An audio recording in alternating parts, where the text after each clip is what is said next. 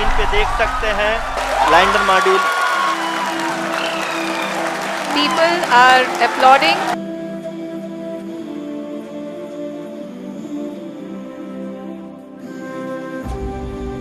आदरणीय प्रधानमंत्री जी, sir, we have achieved soft landing on the moon. India is on the moon. 23rd August 2023 finally we did it. India moon के south pole पर land करने वाली पहली और US, Russia और चाइना के बाद मून पर सॉफ्ट लैंडिंग करने वाली चौथी कंट्री बन चुकी है। और फ्रेंड्स, जैसे ही प्रज्ञान रोवर बाहर निकला, वैसे ही इसरो वालों ने रोवर के मून की सतह पर चलते ही एक बहुत ही बढ़िया पिक्चर भेजी है, जिसे मैं कुछ ही देर में रिवील करूंगा। वो इमेज देखकर हर भारतीय का सीना गर्व से चौड़ा हो जाएगा, because it is a proof that we are finally on moon. And you won't believe friends, but इस सक्सेस की छाप हमेशा चांद पर बनी रहेगी, क्योंकि जैसे ही प्रज्ञान रोवर सरफेस पर चलना शुरू करेगा, वो उस पर कार्व किए गए अशोका स्तंभ और इसरो के लोगों के इंप्रिंट्स कुछ इस तरह से पीछे छोड़ेगा। इसरो के इस सक्सेस को देखकर इसमें इंडियन स्टार्टअप का इन्वेस्टमेंट्स कई गुना बढ़ गए। आई मीन, जहां पर 4 साल पहले सिर्फ 10 इंडियन स्पेस स्टार्टअप्स इसरो के मिशन में इन्वेस्ट कर रहे थे, वहीं पर अब ये आंकड़ा 140 पर आ चुका है। एंड नॉट जस्ट दिस, बड़े बड़े कंट्रीज लाइक जापान और यूके भी इसरो के साथ कोलैबोरेट करने के लिए तैयार हो चुके हैं। इस कोलैबोरेशन में उन्होंने इसरो के साथ 2 नए स्पेस मिशंस प्लान किए हैं, जिसकी वजह से हम ये बिल्कुल कह सकते हैं कि आज इंडिया के साथ साथ बाकी सभी कंट्रीज को भी इसरो पर पूरा भरोसा है।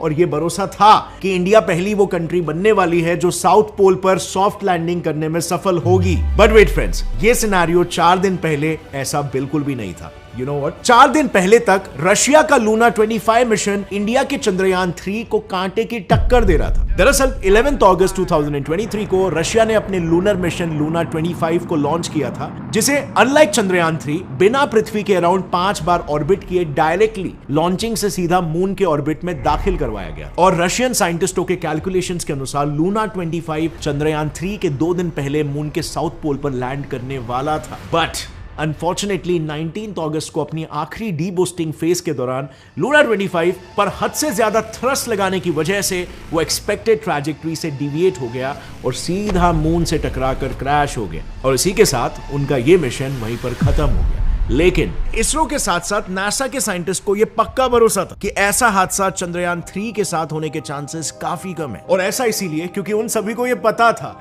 कि रशिया की तरह हड़बड़ाहट में स्पेस में अपनी पावर दिखाने के लिए इंडिया ने यह मिशन को लॉन्च नहीं किया है, बल्कि चंद्रयान 2 के फेलियर के पीछे जिन जिन वजहों का हाथ था, उन सबको समझकर सॉल्व करके चंद्रयान 3 को लॉन्च किया गया है काम एंड कंपोज्ड मैनर में। सिंपली स्पीकिंग, इसरो ने इस बार फुल प्रूफ प्लानिंग की थी, जिससे कि सक्सेस के चांसेस इस मिशन में बिल्कुल हाई हो। जब भी इसरो ऐसे स्पेस मिशन करता है या इंडिया टेक्नोलॉजी में आगे बढ़ता है, तो हम सभी भारतीयों का गर्व से सीना चौड़ा हो जाता है। लेकिन आज के तारीख में भी बहुत ही कम भारतीयों में असल में एक वैज्ञानिक दृष्टिकोण है। विज्ञान एक ऐसा माइंडसेट है जो किसी भी भारतीय की और पूरे भारत की तकदीर बदल के रख सकता है। लेकिन कितने कम लोग हैं जो इसमें असल में रुचि रखते हैं, इस दृष्टिकोण को अपना के अपने लाइफ के प्रॉब्लम सोल्यूशन में मदद लेते हैं।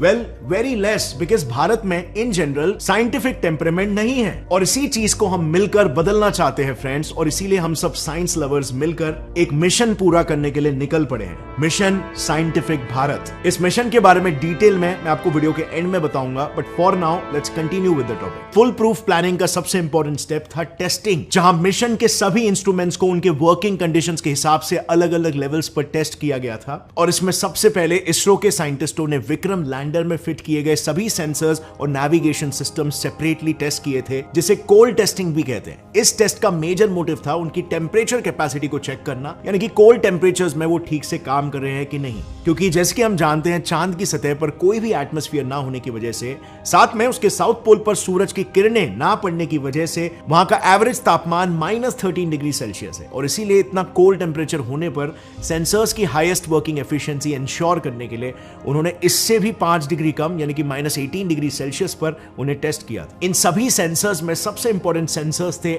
LPDC, LDV और LHDAC, क्योंकि ये सभी सेंसर्स लैंडर की पोजीशन, वेलोसिटी और उसके रास्ते में आने वाले ऑब्स्टेकल्स को डिटेक्ट करने का काम करते हैं। अब नॉर्मली इन लेजर सेंसर्स को एक थर्मल वैक्यूम चेंबर में टेस्ट किया जाता है, जहां पर लिक्विड नाइट्रोजन और लिक्विड हीलियम की मदद से स्पेस के ठंडे तापमान को रेप्लिकेट करने की कोशिश की जाती है। बट एज यू सी, ये काफी हैवी बजट प्रोसेस है। सो इसरो ने चंद्रयान 3 के केस में इसे बजट फ्रेंडली बनाने के लिए हेलीकॉप्टर्स की मदद ली थी। यू वोंट बिलीव, बट उन्होंने सभी सेंसर्स को हेलीकॉप्टर में लोड किया और हाई ऑल्टीट्यूड्स पर लेकर गए, जहां तापमान नेचुरली ही -18 डिग्री सेल्सियस होता है। वहां से सेंसर्स की सिग्नल भेजने और रिसीव करने की कैपेसिटी और लेटेंसी, यानी कि सिग्नल्स कितना लेट ट्रैवल करते हैं, इन सभी पैरामीटर्स को अच्छे से चेक किया गया। इसके बाद उन्होंने लैंडर को पावर देने वाले थ्रस्टर्स को टेस्ट किया, क्योंकि सॉफ्ट लैंडिंग के लिए लैंडर की स्पीड 6000 किलोमीटर पर आवर से 0 तक लानी पड़ती है, और वो काम सिर्फ और सिर्फ थ्रस्टर्स ही करते हैं। सो बेसिकली विक्रम लैंडर में 2 टाइप्स के थ्रस्टर्स यूज किए गए। पहला लैम, जो लैंडर को कंटीन्यूअस थ्रस्ट प्रोवाइड करता है। इसके लिए इसमें 2 लिक्विड फ्यूल्स है, हाइड्रोजन और नाइट्रोजन टेट्रोक्साइड, जो मिक्स होकर एनर्जी प्रोड्यूस करते हैं एंड थ्रस्ट प्रोवाइड करेंगे। दूसरे टाइप के थ्रस्टर्स हैं जिन्हें कहते हैं रिएक्टिव कंट्रोल थ्रस्टर्स यानी आरसीटी, जो लैंडर की रोटेशनल वेलोसिटी और डायरेक्शन चेंज करने का काम करते हैं। तो देखो बेसिकली ना, ये आरसीटीज लैंडर के स्टीयरिंग व्हील्स के जैसे काम करते हैं। इन 4 थ्रस्टर्स को इंटरवल पर इग्नाइट किया जाता है, जिससे लैंडर की पोजीशंस कंट्रोल करके उसे ऑर्बिट में रखना आसान हो जाता है। सपोज फॉर एग्जांपल, अगर लैंडर को लेफ्ट साइड में मोड़ना है तो राइट साइड के थ्रस्टर को इग्नाइट किया जाएगा, जिससे लैंडर लेफ्ट की ओर झुकेगा, and so on and so forth. So उन्होंने इन दोनों भी थ्रस्टर्स के मैकेनिज्म की जांच पड़ताल की, ताकि सॉफ्ट लैंडिंग के चांसेस एकदम बढ़ जाए। पर इन थ्रस्टर्स के साथ साथ सॉफ्ट लैंडिंग एक और पार्ट पर निर्भर करती है, जिसमें अगर जरा सी भी गड़बड़ हुई तो आखिरी पल में पूरा का पूरा लैंडर चकनाचूर हो सकता है, और वो है लैंडर के लेग्स। और इसके लिए इसरो के साइंटिस्टों ने मून के सरफेस को रेप्लिकेट करके एक टेस्ट बेड बनाया था, और उस पर लैंडर के लेग्स पर काफी सारे स्ट्रेस टेस्ट परफॉर्म किए। और इन्हीं सब टेस्टिंग के सक्सेसफुल रिजल्ट्स को देखते हुए इसरो के साइंटिस्टों को पूरा विश्वास था कि चंद्रयान 3 100% सक्सेसफुल होगा, और वही हुआ भी। उनकी फुल प्रूफ प्लानिंग सक्सेसफुल रही। उनके प्लान के अकॉर्डिंग जैसे ही लैंडर मून के ऑर्बिट में सरफेस से 745 किलोमीटर ऊपर आया, उसने सबसे पहले मून के सरफेस को स्कैन किया और एक परफेक्ट लैंडिंग स्पॉट को डिसाइड किया। जैसे ही एक लैंडिंग स्पॉट डिसाइड हुआ, लैंडर ने 1.6 किलोमीटर पर सेकंड की स्पीड से सरफेस से 30 किलोमीटर तक डिसेंड किया। यहां पर उसके सभी इंजन्स इग्नाइट हुए और लैंडर धीरे धीरे करके मून की सरफेस के करीब ट्रैवल करने लगा। इसी दौरान लैंडर के आरसीटी थ्रस्टर्स ने लैंडर को लैंडिंग स्पॉट पर लैंड करने के लिए सही डायरेक्शन में अलाइन किया। मून सरफेस से 7.5 किलोमीटर की दूरी पर फिर एक बार लैंडर पर लगे कैमरास और सेंसर्स ने यह इंश्योर किया कि everything is ready for the big moment. और फिर जैसे ही उन्हें सब कुछ सही होने का सिग्नल मिला, लैंडर ने फिर से एक बार मून के सरफेस की ओर अपनी जर्नी फुल कॉन्फिडेंस के साथ शुरू कर दी। और फिर जैसे ही वो सरफेस से महज 800 से 1300 मीटर दूर था, उसमें लगे कैमरास ने सतह की पिक्चर लेना शुरू किया, सेंसर्स ने डेटा कलेक्ट किया, और ऑन बोर्ड कंप्यूटर्स ने इन डेटा को प्रोसेस करके ये कंफर्म किया कि सेंसर्स परफेक्टली काम कर रहे हैं कि नहीं। कंफर्मेशन मिलते ही लैंडर पर लगे आरसीटी थ्रस्टर्स ने फिर से लैंडर को वर्टिकल डायरेक्शन में अलाइन किया फॉर सॉफ्ट लैंडिंग। जैसे जैसे वो नीचे आया, वैसे वैसे लैंडर के 4 लेग्स ने सॉफ्ट लैंडिंग की तैयारी कर ली। बेसिकली इन लैंडर लेग्स में माइक्रो स्टार और टचडाउन सेंसर्स लगे हैं, जिन्होंने मून के सतह की एलिवेशन और बम्प्स को स्कैन करके उसकी एक वर्चुअल मैपिंग की। उसके बाद इस मैपिंग के जरिए लेग्स में लगे हुए एक्चुएटर्स और इंक्लिनोमीटर्स ने उनके एंगल को एडजस्ट किया, ताकि जमीन से कॉन्टैक्ट करते वक्त लैंडर का बैलेंस ना बिगड़े। अब ये सारे प्रिकॉशंस के बाद भी साइंटिस्टों को यह पता था कि जिस मोमेंट पर लैंडर लेग्स मून सरफेस से कांटेक्ट करेंगे, तब भी वो एक शॉक फोर्स एक्सपीरियंस करेगा, और इसी शॉक को विथस्टैंड करने के लिए लैंडर लेग्स में एरोप्लेन की तरह कुछ ऐसे शॉक एब्जॉर्बिंग डैम्पर्स लगाए गए थे, जो अप्रोक्सीमेटली 4000 न्यूटन्स का फोर्स एब्जॉर्ब कर सके। और बाय द वे, ये इतना फोर्स होता है कि अगर इस फोर्स से हम इंसान जमीन से टकराए तो हमारी सबसे मजबूत bone, that is the thigh bone, femur, वो तक टूट जाएगी। इन सभी एनालिसिस के बाद लैंडर मून सरफेस से 150 मीटर ऊपर पहुंचा, और उसने फिर से एक बार लैंडिंग स्पॉट की जांच पड़ताल की। जैसे ही उसे सब कुछ ठीक लगा, ऑनबोर्ड कंप्यूटर्स ने फाइनल डिसेंट का सिग्नल भेजा, और अगले 73 सेकेंड्स में ही लैंडर मून सरफेस पर लैंड हो गया। अब इसमें आप देख सकते हो फ्रेंड्स कि उन्होंने एक फुल प्रूफ प्लान बनाया था, जिसमें गलती की कोई गुंजाइश नहीं थी, और इसी प्लान को बखूबी एग्जीक्यूट करके चंद्रयान 3 ने एक नया विक्रम अपने नाम कर लिया। अब लैंडिंग के कुछ 4 घंटे बाद लैंडर से एक रैंप के जरिए प्रज्ञान रोवर डिसेंड हुआ, जिसकी पहली इमेज पृथ्वी पर आ भी चुकी है। ये है वो image, and it's mind blowing. अब इसके बाद उसने सबसे पहले रिसीव ट्रांसमिट एंटेना की मदद से लैंडर के साथ कम्युनिकेशन एस्टैब्लिश किया, सो दैट लैंडर रोवर की इंफॉर्मेशन पृथ्वी तक पहुंचा सके। अब ये एंटेना किसी नॉर्मल टीवी के डिश की तरह ही सिग्नल सेंड और रिसीव कर सकता है, but there is a catch. इस कम्युनिकेशन के लिए उसे हमेशा लैंडर से 500 मीटर के रेडियस में ही रहना होगा। और अगर वो ये थ्रू आउट मेंटेन कर लेता है, this would be the start of the actual mission, जो है मून के सरफेस की केमिकल टेस्टिंग। अब इसमें फ्रेंड्स उसकी मदद दो इंस्ट्रूमेंट्स करने वाले, अल्फा पार्टिकल एक्सरे स्पेक्ट्रोमीटर और लेजर इंड्यूस ब्रेकडाउन स्पेक्ट्रोस्कोपी। इनमें से LIBS मून के सॉइल में पड़े केमिकल कंपोनेंट्स को एक्साइट करेगा। इससे उन केमिकल्स में से अलग अलग waves like alpha waves and X rays निकलेंगे, जिन्हें रोवर पर लगे APXS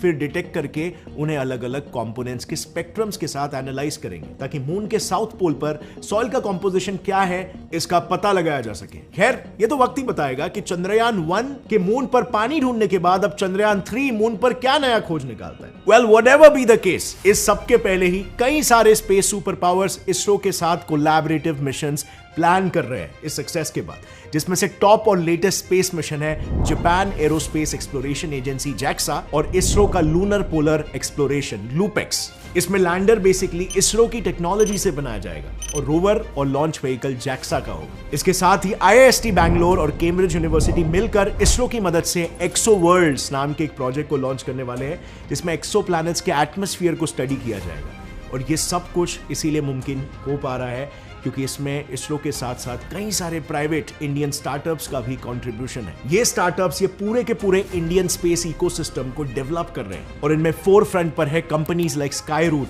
Agnikul Cosmos, Dhruva space और बेलेट्रिक्स एरोस्पेस, जिन्होंने by the way Vikram lander के डिजाइन डेवलपमेंट में काफी मदद की है। और सिर्फ इतना ही नहीं friends, MNCs like L&T, Godrej aerospace, Hindustan aeronautics, उन्होंने भी चंद्रयान 3 के इस मिशन के लिए सिस्टम इंटीग्रेशन, लॉन्चिंग के लिए कुछ कंपोनेंट्स, थ्रस्टर्स, इंजन जैसी इंटेग्रल चीजें भी डेवलप की है। और इन्हीं सबके कंट्रीब्यूशन की वजह से ये मिशन इतने कम टाइम में इतने सटीक तरीके से एग्जीक्यूट कर पाना पॉसिबल हो पाया। बट वो बात अलग है, इसके वजह से इसरो का बजट स्लाइटली बढ़ रहा है, जिसे गवर्नमेंट कंसिडर कर रही है और उन्होंने भी इसरो को थोड़ा ज्यादा बजट अलॉट किया, which is great for ISRO and for us Indians as well.